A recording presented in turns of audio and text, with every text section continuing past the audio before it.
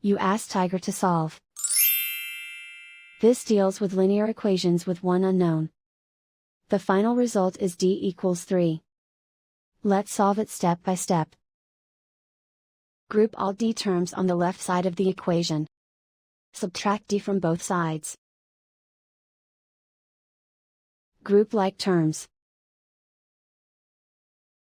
Simplify the arithmetic. Group like terms. Simplify the arithmetic. Group all constants on the right side of the equation.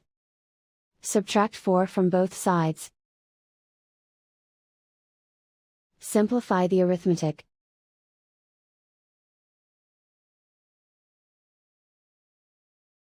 Isolate the d.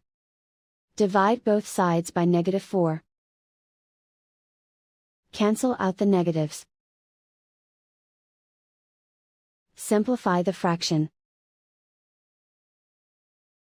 Cancel out the negatives. Find the greatest common factor of the numerator and denominator.